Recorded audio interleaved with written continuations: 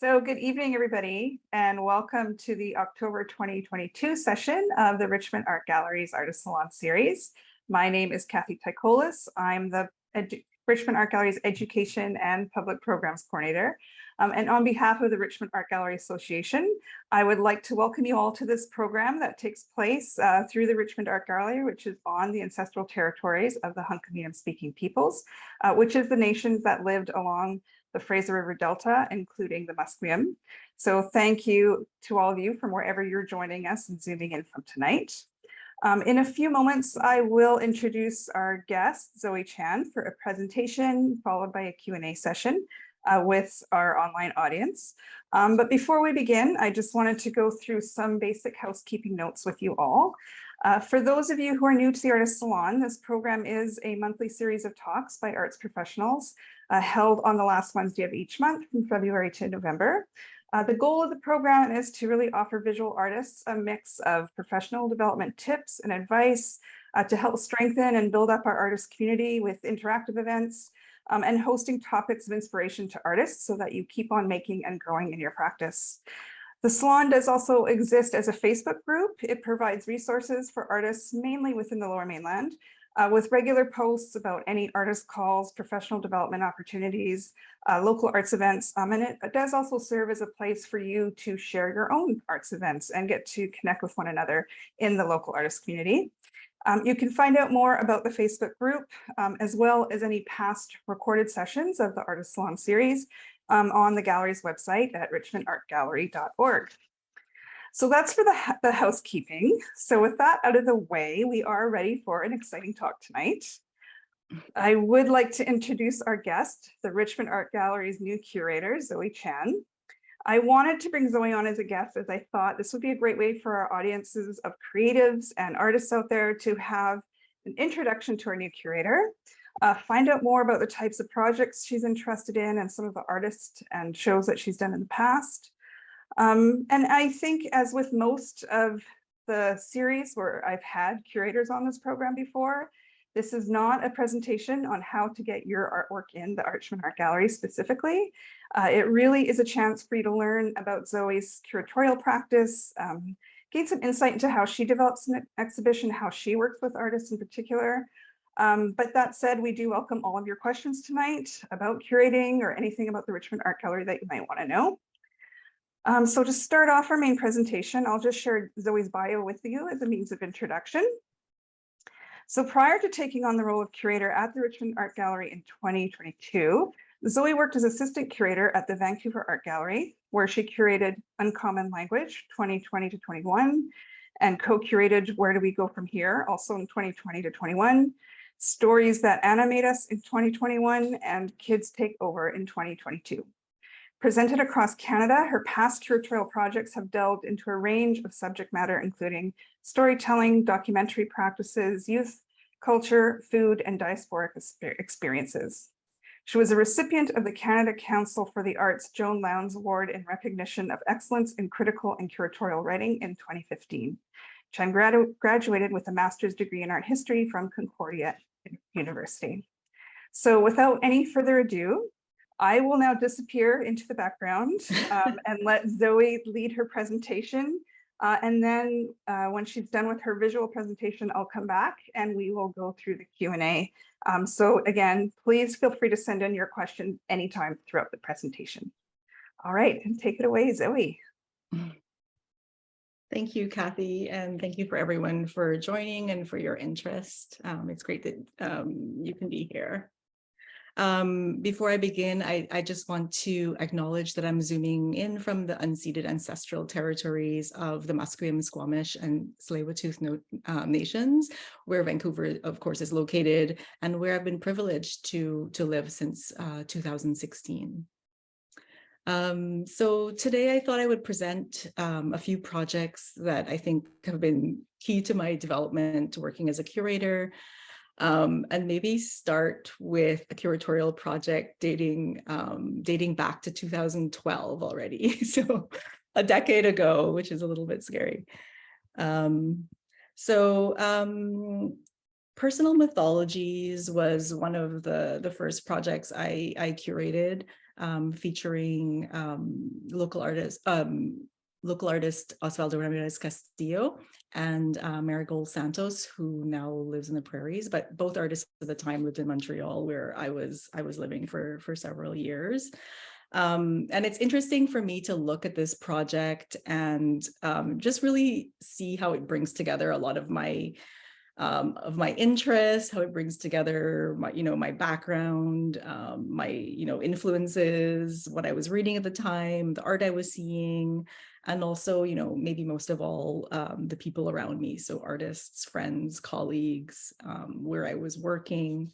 So it's interesting to see what has kind of remained as a through line throughout my career, and maybe also to see what has shifted. So I would say that this project, in a way, was really influenced by my sister Lucy, an artist and teacher who really has shared with me her love for the process and potential of drawing as a medium. And you can see her drawing installation work here, which I think is just, really layered and just really interesting how she's pushing the boundaries of drawing into, these sculptural and installation works.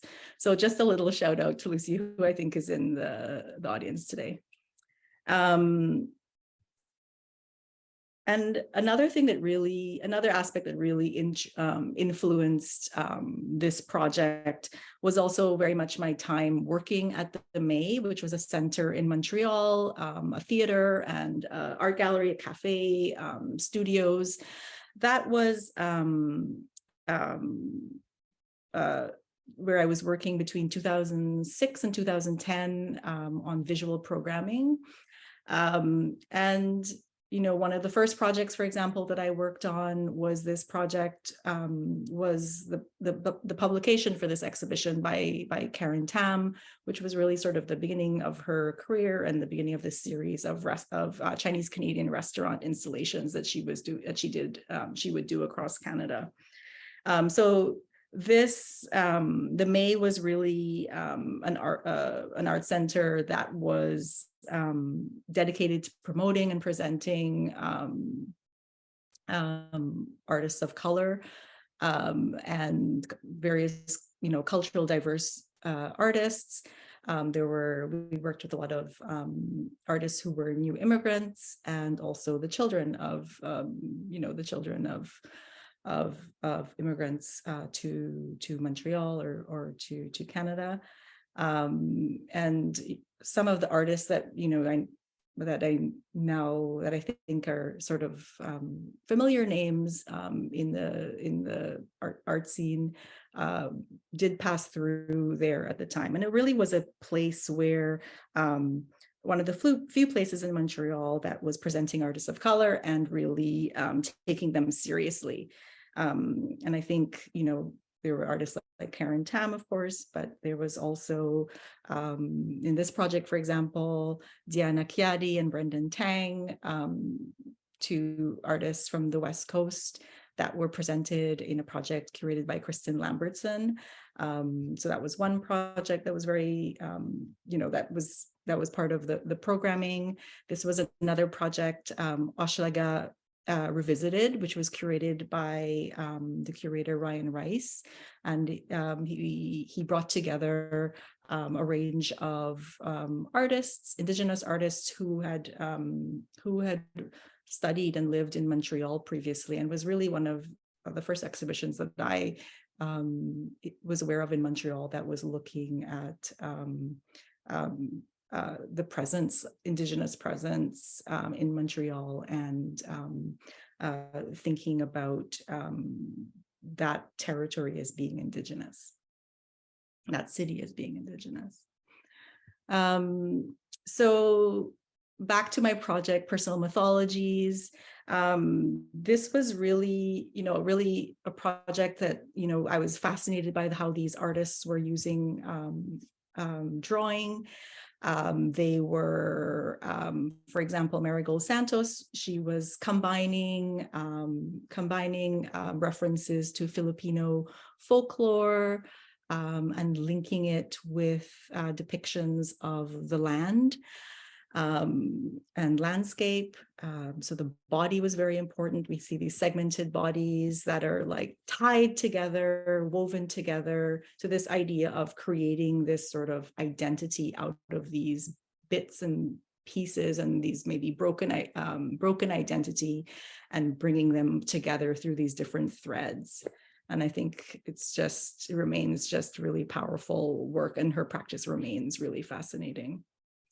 Osvaldo Ramirez Castillo, an El Salvadoran artist who,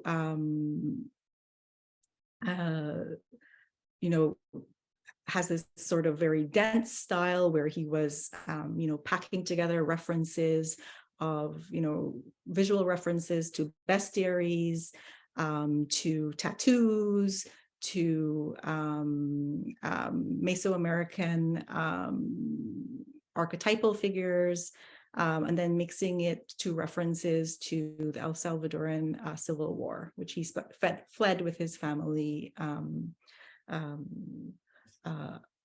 as a preteen. So there's this, what I liked about these two artists was their way of combining, not necessarily coming at these sort of sometimes difficult topics, but using in a sort of straightforward way, but combining these references to mythology, to folklore, to horror films, and making their own specific hybrid aesthetic and these very complete worlds. And also too, I think as it was a learning experience for me too, as an emerging curator, where I was learning, artists who will also want to, you may think, oh, I like this kind of work, but they will want to have that opportunity to grow and push their own practice. So Marigold Santos, in addition to her paintings and drawings, also came up with this really stunning series of sculptures, talismanic sculptures, where she was combining materials such as paper, feathers, hair, wood. These are ostrich eggs, to create this different idea of a hybridity, but through more sculptural abstract means. And then Osvaldo ended up making this, in addition to his own drawings, ended up making this huge installation in the middle of the gallery called Monument, with soil and branches and flowers and this chain link fence, and looking at the idea of these sort of makeshift monuments that you might find at the side of the road, or at the site of an open grave, for example. So this very disturbing and yet beautiful work.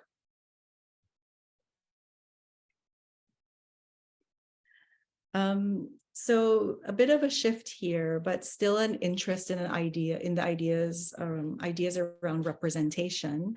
With this project, Kids These Days, this was a project that came out of my studies in art history, where I was looking at the documentary photographer and fiction filmmaker Larry Clark. So I was looking at his work quite critically, thinking about his representation of youth and drawing parallels with modernist,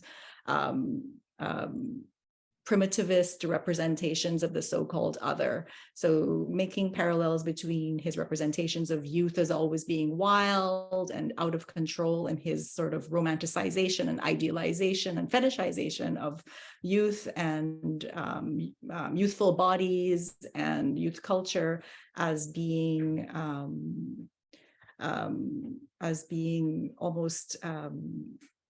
almost like how modernist artists were fetishizing and appropriating other cultures. So in this project, I focused on artists who were using a documentary approach to youth and youth culture.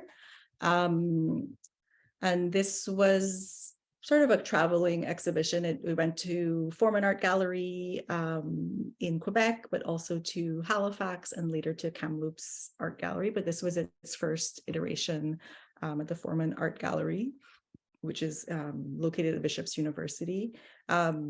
So this was a very research-based exhibition, and I was really bringing, for example, here in this vitrine, I had publications and excerpts of books that were looking at that were exploring and studying youth.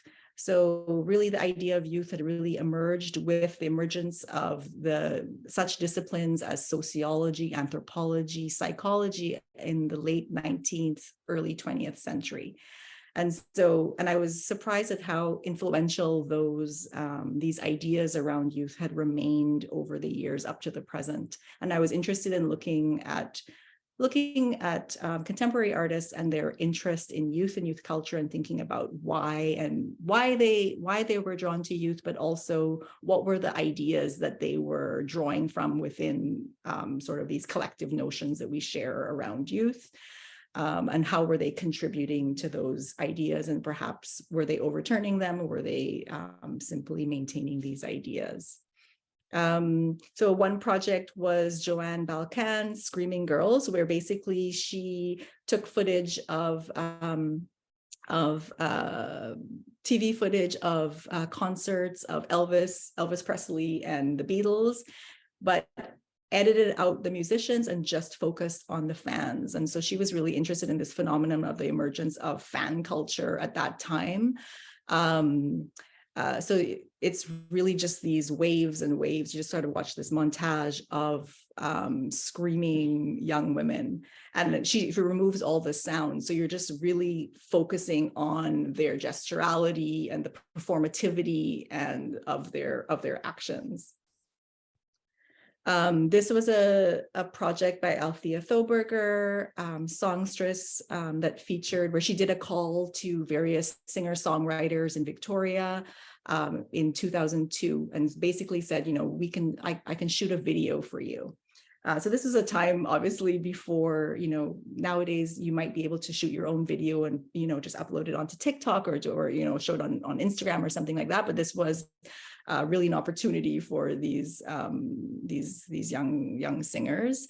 It's interesting. All of the singers are presented against these sort of very romantic, lush West Coast backdrops, and so there's this idea of youth in connection to nature, as being closer to nature. This very sort of you see this kind of trope again and again of youth being close to nature, being unformed, being unsocialized. And this also gave us this kind of view into different sort of styles of folk singers, what they're wearing, their makeup. So we also just get a chance to sort of just observe sort of these styles and sort of culture from the early 2000s on the West Coast. This is a really fun project by Toronto-based artist Sarah Fabrero. She did a call to young female guitarists who played electric guitar. And she was interested in the sort of emergence of YouTube as a kind of almost pedagogical platform. So there were, a lot of these young students or young musicians were turning to YouTube, for example, and studying in a way their colleagues online and learning from their colleagues, learning guitar solos from their colleagues. So she asked them to choose. She asked a group of girls to choose songs that they wanted to learn, and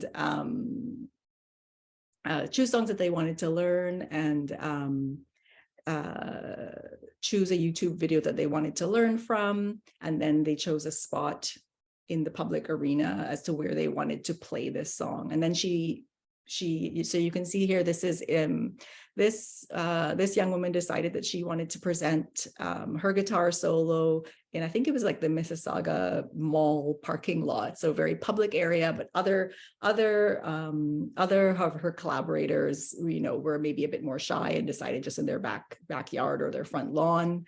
But what Sarah does is that she edits together this montage of these real life collaborators with their digital their online counterparts. And so it's this sort of fascination with these new strategies of communication and expression that young people at the time were using. This is a project I really like by Emmanuelle Léonard, who is a Quebecois artist. She is a documentary photographer and filmmaker, and she went into an all-girls school in Montreal and basically interviewed students as what they considered beautiful or what they considered ugly in a photograph. And so we have, and she frames them always in this very formal, sort of this formal black and white backdrop. And we get to hear, their thoughts as they struggle to express themselves. We see them exploring ideas, improvising. Some are more confident, some are less confident. So it's really sort of gives us a chance to sort of observe these young students that are not quite adults, and hearing their ways of expressing themselves, but also seeing how they're not quite socialized. And I think that is also why she was maybe drawn to them. And I think in her discussion of them, she talks about how she feels very close to these students and their difficulty in expressing themselves, in their difficulty in expressing what is beautiful or what is not a good picture, and sort of making parallels with her own artistic practice. This is the artist Guillaume Simoneau, who over several years in his hometown of Lévis would go and photograph high school students on their graduation night. So basically these bush parties. So they all sort of seem caught in sort of like a deer in headlights with these very bright flashes. And you can see that here. Once again, you find them in nature. So there's this sort of idea where they're still not quite socialized. They're still seen as a bit raw, a bit unformed, and just before they're entering adulthood. This was a project by local artist Reed, Blue Moon, in another project in the documentary vein, looking at a group of high school students who consider themselves a wolf pack and discussing their identity, which is sort of culled from different sources, nature documentaries around wolves, TV shows, around werewolves, and animist beliefs, and sort of combining them to make this sort of identity. And you see too where they're sort of exploring their own identities in high school. So they're not yet in the world of work or going to university or living on their own. They're really sort of these outsiders who are still maybe not, supporting themselves, supporting each other within a difficult, as a sort of outsiders at high school. This is another project by Kyla Mallet, who sort of a flashback to the past, but where she was like looking at note-taking. So once again, we see this interest in documenting these kinds of creative expression of youth, and artists being drawn to that. This is a local Victoria-based artist, Carrie Flanagan, who did a call for people's coming of age stories, and then created these illustrated forms of these stories. So for example, here it says, I used to have fake sex with my stuffed animals, most often with my koala. So these sort of touching, funny, sometimes sad stories that Carrie has been collecting over the years. And I wanted this project to be quite, very discursive. I also wanted to situate these books also within the material culture, a larger material culture. So I chose to do that through a collection of books, coming of age books, books that were popular with teens, books on teens, self-help books, and sort of just collected them for people to look through. And they're also just sort of almost like a kind of archive of my own sort of interest, but my own background, the kind of books that I would have read growing up. And so here are a few here. And then I also turned, each of the artworks I should mention were all presented with, where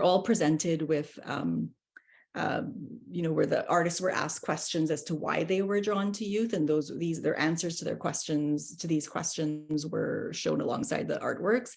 But we also turned that question to the public, and there were lots of really great answers, as you can see here. So this interest in documentary and different types of documentary has really stayed with me.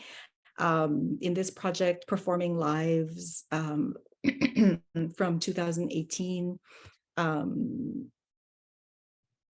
shows artworks where artists are engaging with aspects of documentary, engaging with real people, with real stories, but mixing these aspects of the real with musical genre, or with TV, or with references to books, to literature, to film, to theater, and different types of performance-based genres. So, for example, here, Read Again has a project that they did with a group of Twin Peaks fans. And at the time before Twin Peaks has been recently revived, but at the time in the 90s, a lot of fans were upset that this show was canceled too abruptly.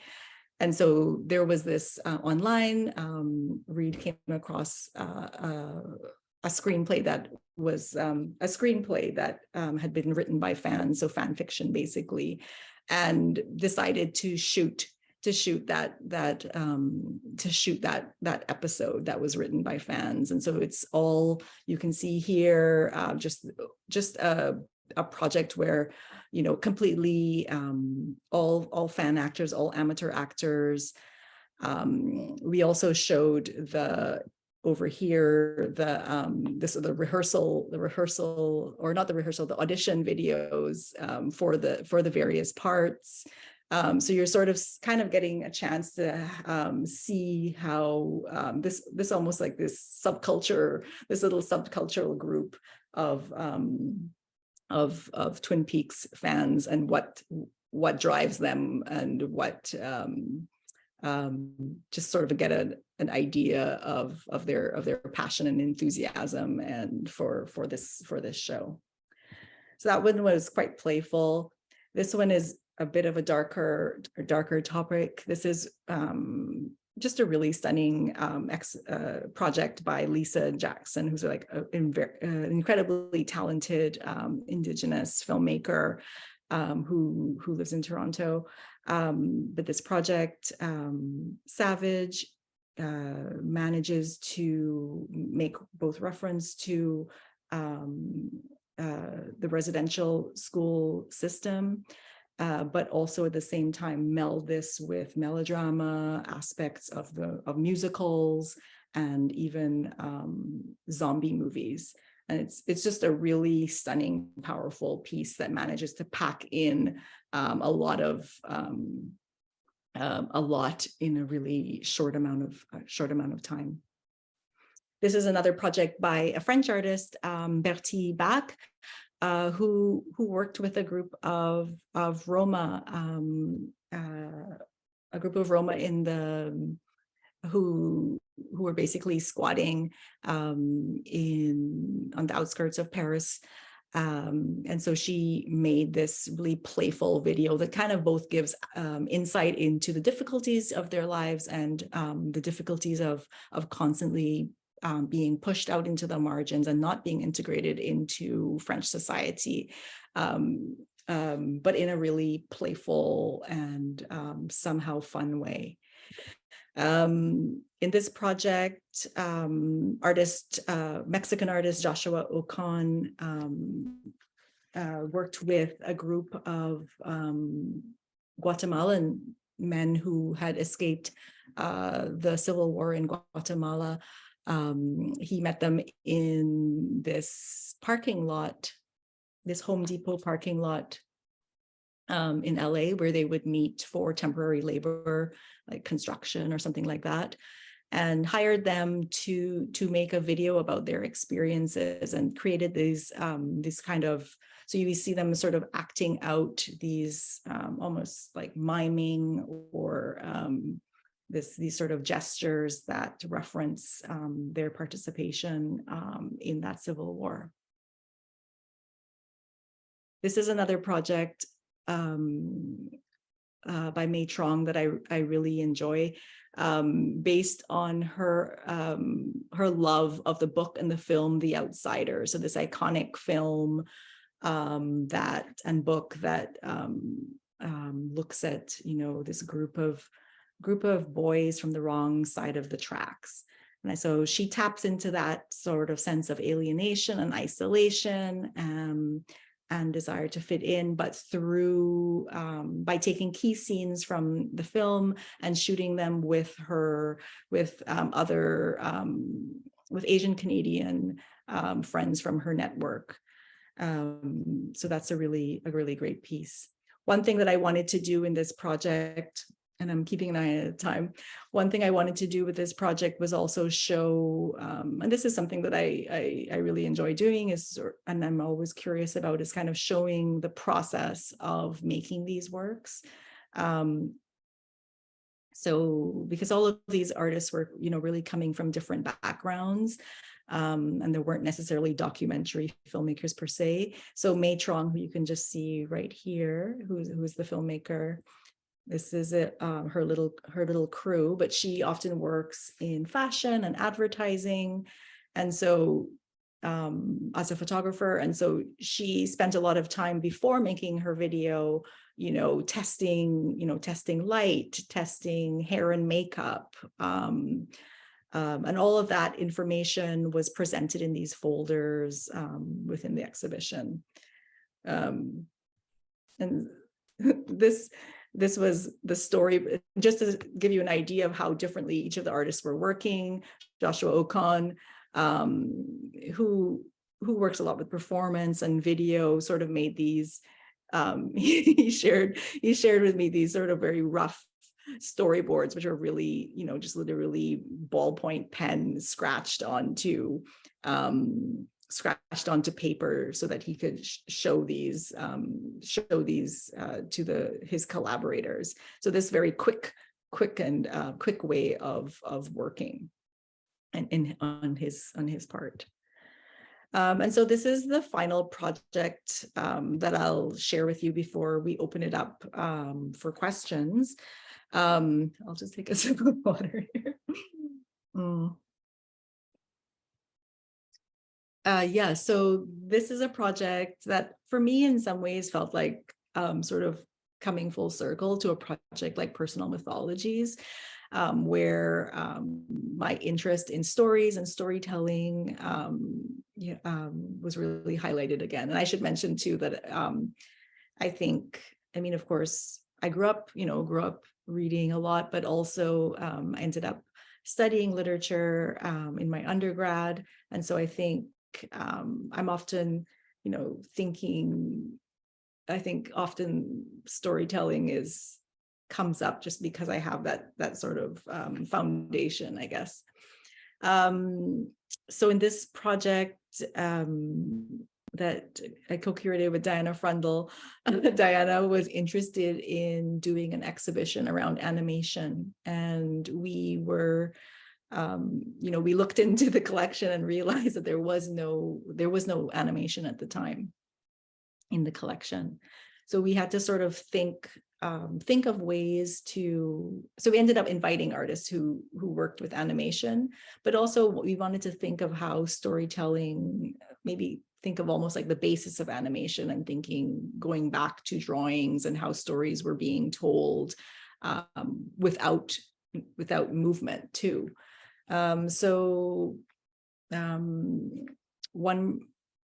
One selection of works that we sort of opened the exhibition with was a series of screen prints in a whole room, and there's more, but this is just showing a detail here of screen prints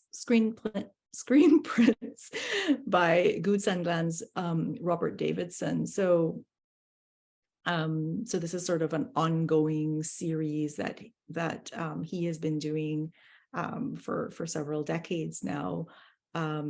We decided to focus on the screen prints featuring Raven, which is an important character in Haida cosmology. And so it's just really interesting and powerful to see how this figure reoccurs decade after decade in these different configurations and different works and different stories depicted by Davidson here. And just a powerful way of bringing storytelling that existed before him and into the present and into the future, of course. So there were a lot of wall works that we took from the collection. This over here on the right is a series by David Hockney, a sort of playful series where he kind of took his personal experiences visiting, sort of a culture shock visiting the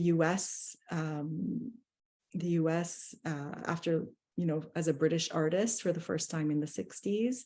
And so he kind of made this sort of, these kind of playful stories, kind of poking fun at his experiences as a young British man visiting New York for the first time. And then on the left, we showed all of the drawings by the Royal Art Lodge.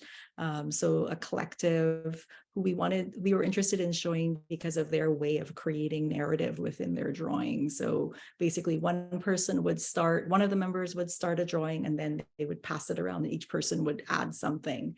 And at the end would be, there would be a story that would have evolved through that process.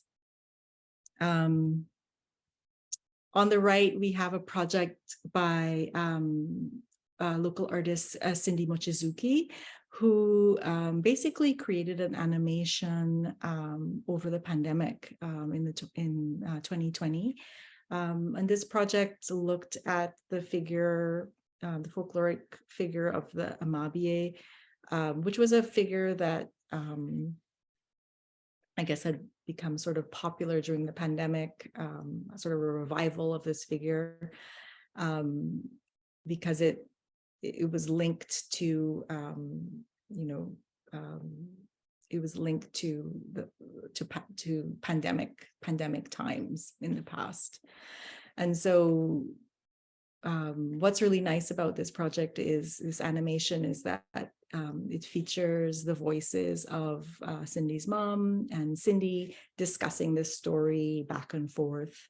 And it's just this really touching way of thinking about how storytelling can get passed on through generations, but also thinking how it can, how a story can create comfort during a difficult time. Quickly, we have on the left works by Osvaldo Ramirez Castillo again. So he's an artist who has been consistently exploring the impacts of war, the trauma of war. And so we showed his drawings right opposite Goya's, a set of prints by Goya called The Disasters of War. And it was really interesting to see this series by Goya, where one part of the series, which we didn't show, was sort of more of a took a more almost photo, almost like a journalistic approach to the war, you know, showing bodies or showing, you know, women, you know, starving and this kind of thing. But then as the series progresses, and these are the series that we ended, the section of the series that we ended up showing, where he ends up, he brings in mythological creatures, he'll show talking skeletons, this kind of thing, where there's this sort of dark, almost a kind of a dark humor, a different way of addressing the war. And in the background, you can see artist Howie Choi's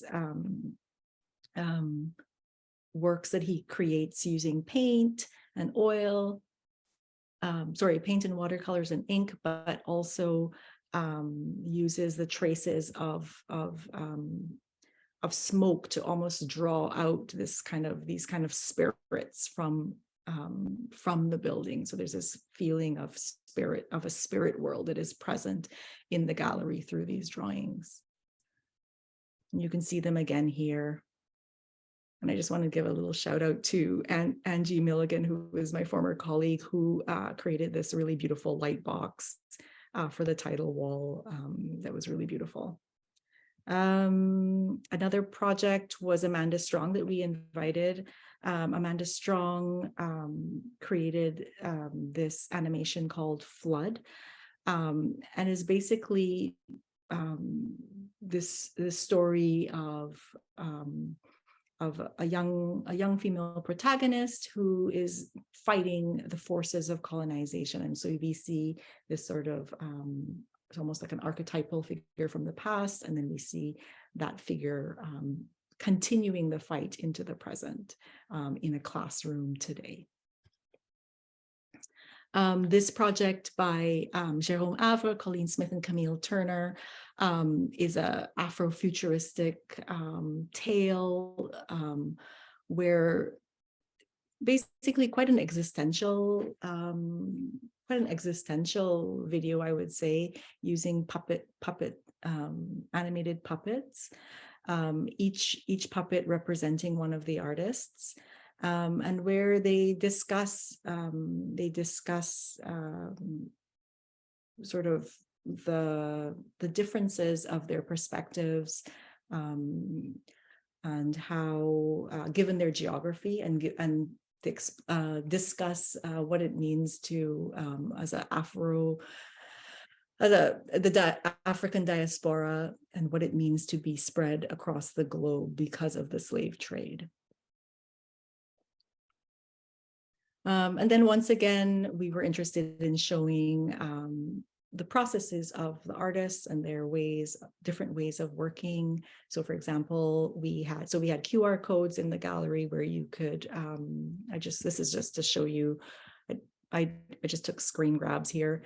But for example, for Howie Choi's work, you could see there were videos showing his process of making the work in the gallery. For Osvaldo, let's see, you can see here we have views into his studio, and we see him creating these very delicate collages that he makes that people often think are just drawings.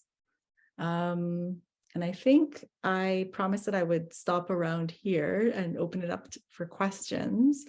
So I think I'll end there. But thank you for listening, and I'm gonna stop sharing now. Thanks, Yeah. Zoe. Great. It's a great overview. Many years, many artists I recognize as well, which was nice. So yes, people out there, this is your time to ask questions. Please put them in the chat or the Q&A, either one. I'll keep my eyes on both of those things. I can start off though with a question that was emailed to me about a week ago. So we'll kick off there, and then people can start typing in their questions. I got a bunch of questions, so I'll pick one to start with from Teresa. You have kind of shown us an overview of different artists and different styles, different topics as well. Teresa was asking, are there any styles or themes that you find you are more likely to select for upcoming exhibitions? I mean, I don't know. I wouldn't say styles. I suppose I think I'm open to different styles of art. If I'm thinking through a specific topic or theme when I'm working on an exhibition, for sure, I am interested in that. If I'm sort of noticing, sometimes it'll be I'm thinking about a certain question or a certain quote, or right now I've been wanting to do an exhibition around food, and so that's definitely been on my mind, and the sort of things that I will that I'm interested in exploring. But I can't say, I don't think I have a fixed idea of what exactly that would look like or yet. That was something that came to my mind looking at the different artists that you've put together.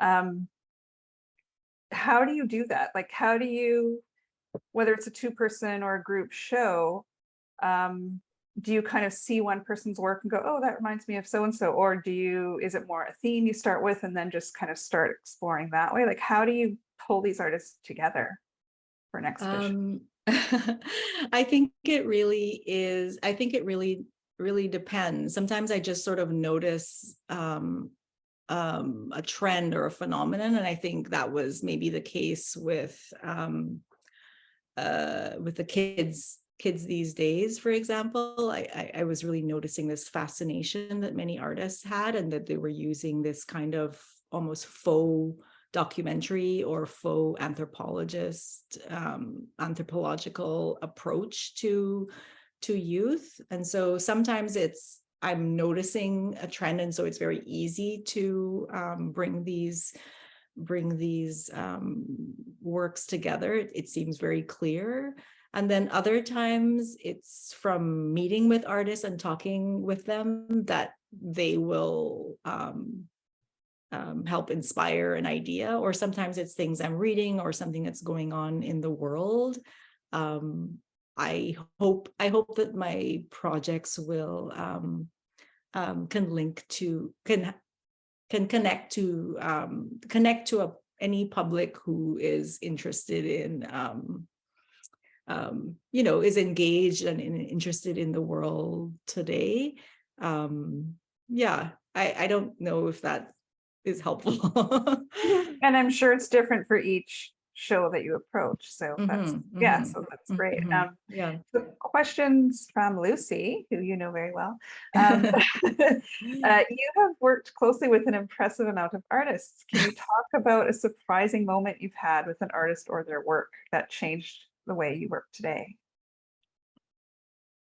A surprising moment.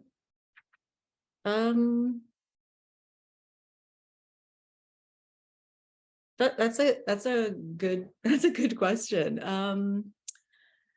What can I say? I think when I worked on performing lives, for example, I was very inspired by how Reed was working.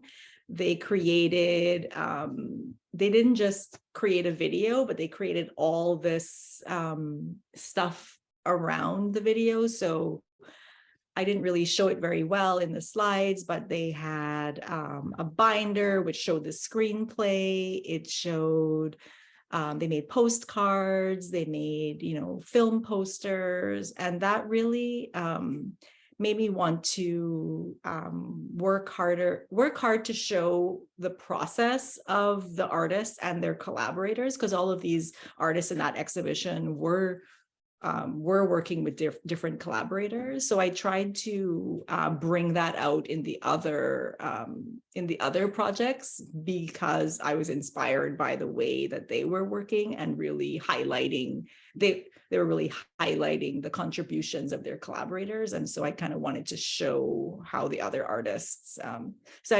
that's not maybe not maybe a surprising lesson, but it was just something that made me work differently because of the way they were working. Right. As a curator. Yes, and that leads into Elizabeth's question quite well, actually. Elizabeth said, this has been fascinating. Thanks so much for sharing this overview of your practice. Why is it important for you to represent the artist process? I mean, I should say not every artist wants to not necessarily wants to delve into their process. For example, when I worked on kids these days, and I was asking, I asked all of the artists to sort of respond to this brief questionnaire. And I was really interested in sort of looking at each of their answers and comparing them. And one artist didn't want to respond to the questions. And I also appreciate that not everyone is interested in showing their process. But I think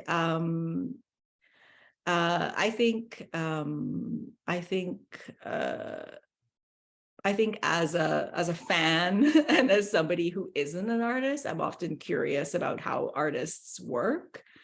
And I think that's where it comes from. It's not the most deep answer, but that's where it comes from.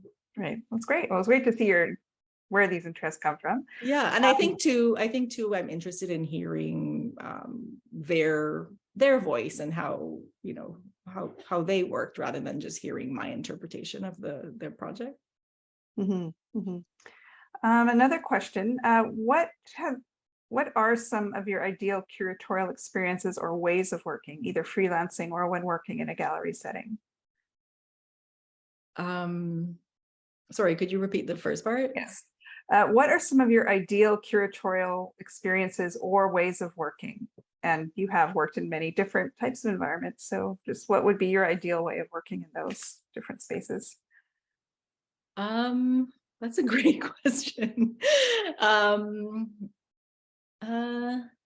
mean, I think being a freelance curator had a lot of perks, like, travel and getting to see how different places worked, and maybe sometimes getting the chance to see your project in different places.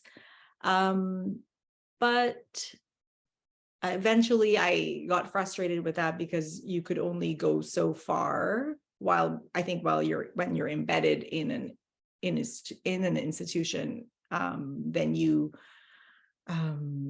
have the possibility to make more lasting contributions or ways of working, as opposed to when you're just a freelance curator. So I guess I would highlight that as a perk. Mm-hmm. Great. And another question connected to that somewhat, from Murray. What is some advice you wish someone had given you when you began your curatorial practice? Yeah, that's a great question. I mean, I don't think there's any sort of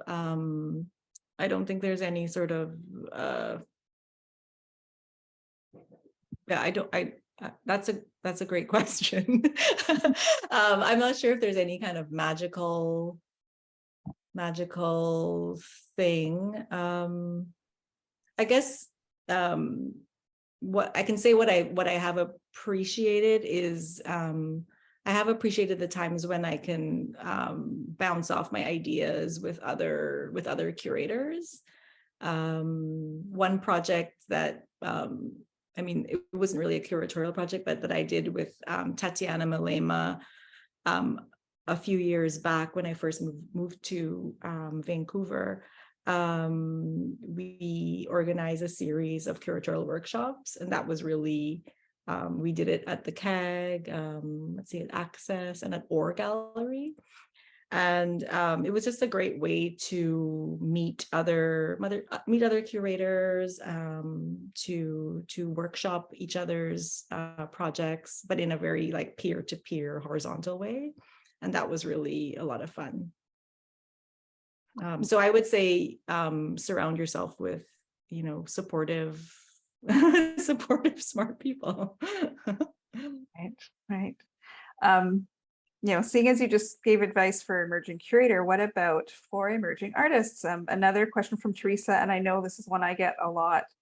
What would you recommend for new or emerging artists, or maybe those who just haven't shown a lot? How would they get seen by you? How would they get a show in a gallery? Any tips or advice for emerging artists out there? Yeah, I mean, that's a great question. I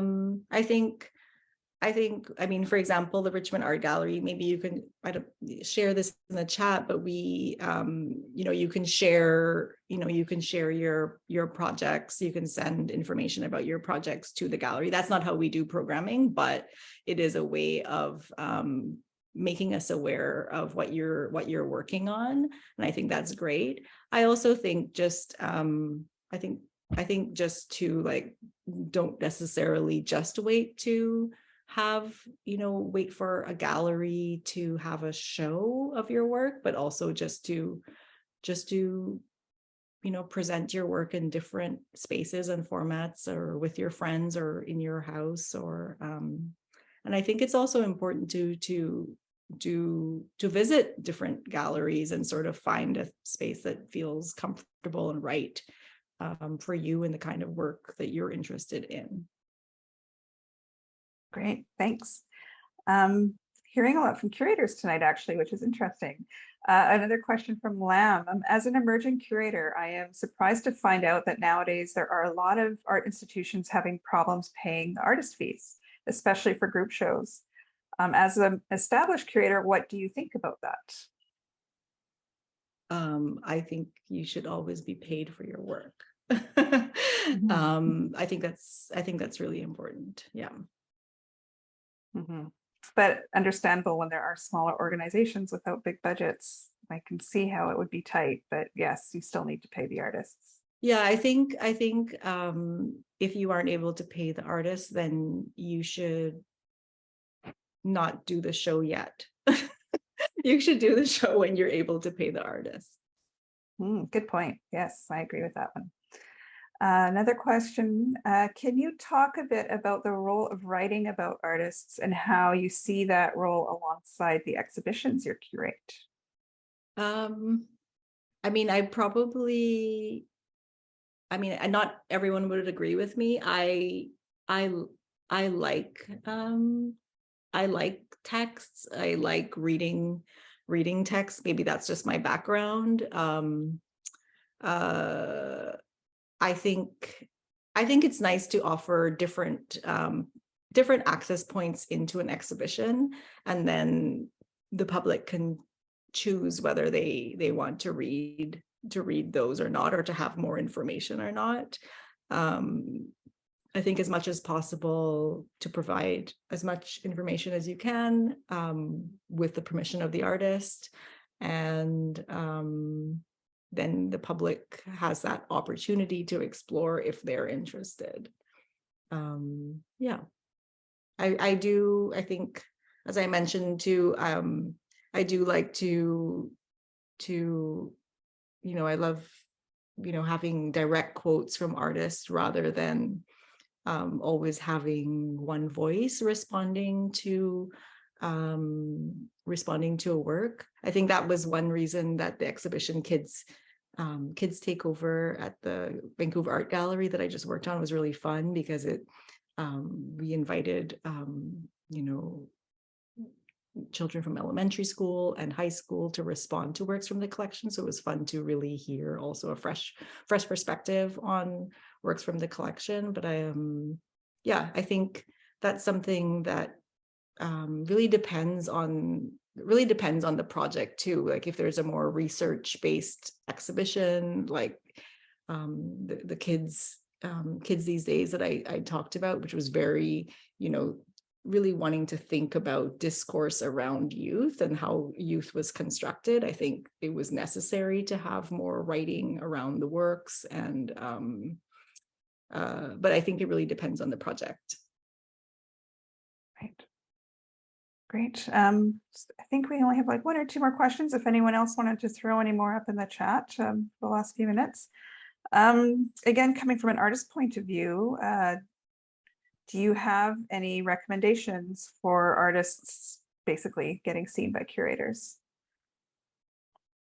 Yeah, I think sending packages can be one way. I think obviously social media, I see a lot of things, and follow a lot of artists, just from what they're sharing, and I learn about them that way. And then also, I guess, coming out to events and getting a chance to meet is also other ways. And then I guess just sort of doing your own sort of DIY initiatives can also be a way. Great, thanks. And I guess we'll just go to one last question from Sora. What are you fascinated by at this moment? Any books, movies, or music that you currently like? What are some books and music that I currently like? Oh no, things that you were, because you did talk about that a lot, about being inspired by different books and movies. So what's currently on your list? Oh my gosh, that's so hard. That is really okay. I should be ready to go with this. Let me look at my Libby app. Let's see here.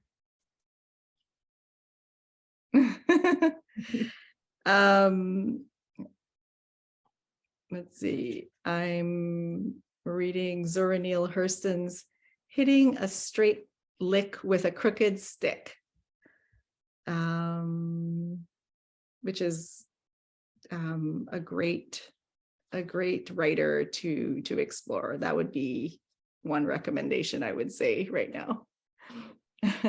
Thanks. Yeah, I know it's hard to come up with them on the spot. I must be getting tired. We do have one more question if you're up for it. From Array, who is a curator you look up to and wish you could work with? Wow. I think one curator I really respect is Pamela Edmonds. She just started, I met her first in Montreal when she was doing grad school, but she's just an curator who has just really steadily remained committed to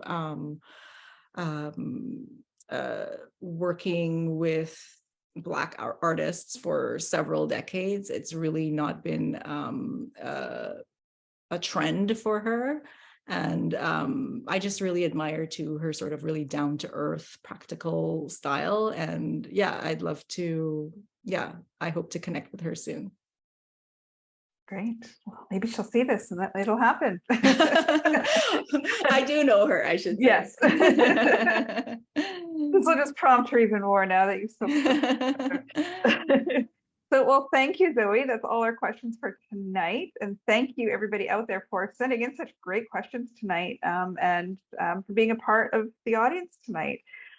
So I just wanted to remind you again, we will be posting this online in a few weeks, the recorded version, and hope you can come back next month. November will be our last session for 2022, and we will be featuring artist Lisa Mew, who will talk about working in a studio and her passion for keeping up a regular studio practice. So hope you can join us then. But till then, again, thank you so much, Zoe. Thank you everyone for watching, and hopefully we'll see you next month. Good night, everybody.